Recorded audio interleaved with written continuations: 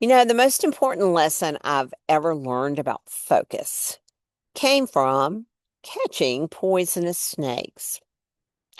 I've thought about this lesson hundreds of times and maybe thousands of times.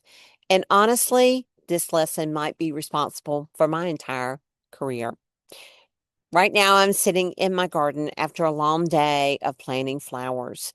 And I was sitting here thinking about all the conversations I had this week with real estate agents. They talked about the market shifting and all they were feeling anxious. And the conversations were really feeling heavy. Not one conversation I had, all of the conversations I had. There was fear about listings and fear about income and fear about what was happening next. And while I'm sitting here thinking about all of those conversations, I remembered a man I met almost 40 years ago. A man who taught me something I've never forgotten. It was the mid 1980s, and I was a young college student working as an usher at an education conference. After we had finished our duties, we were told to go sit down in any seat for the remainder of the event. And I just happened to sit beside a man named Dr. Bridges. Within minutes, I knew that he was different. He had this calmness about him I really can't describe. It was a presence.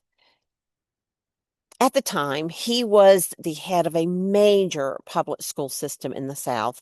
He had a PhD in education, which was something highly unusual for a Black man from Eastern North Carolina during this era. I was so fascinated by him. And in our conversation, I finally asked, was there one thing that most contributed to your success? He leaned back in his chair. He closed his eyes for a minute. And then he told me the story that I'd never forgotten. You see, he grew up in a very poor area of Eastern North Carolina. His mother was raising six children by herself, and every child had to work to put food on the table. His job? He was catching poisonous snakes with his brother. I remember thinking, what? And he went on to explain to me that they could sell them at a nearby lab for their venom for a lot of money. This is how it worked. Every morning around 10 o'clock, they would walk down toward the river because the snake had had its breakfast and was probably stretched out on a rock, sunning itself and digesting. The boys only carried two things with them. They carried a long stick that had a carved fork on the end and a burlap bag. That was it. No protection, no backup plan, no room for mistakes. They said he said that they would approach really carefully and quietly. And then exactly at the right moment, they would take that fork and pin it right behind its head. And that was when the chaos started. The snake, it would thrash and it would twist and it would try to strike. It would do everything possible to distract them. But Dr. Bridges said something I've never forgotten. The only thing that mattered was the head. Because if they lost focus on the head, they would get bitten. Eventually, after enough consistent pressure and focus, that snake would stop fighting. And then it was easy to slipping into a burlap bag.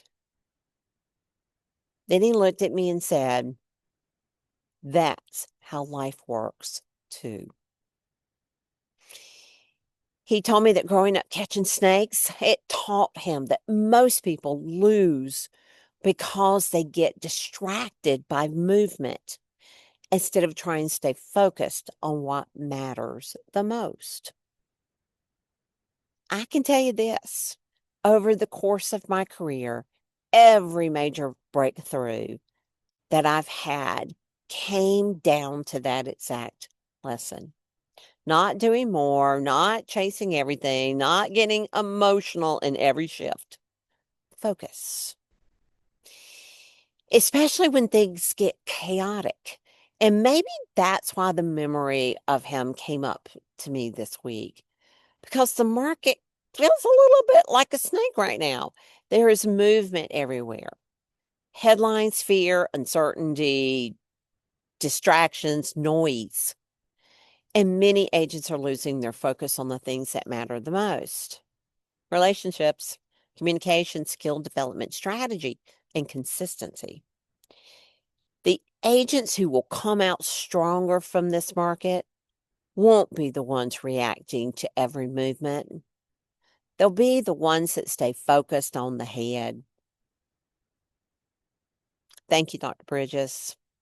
I still carry that lesson with me.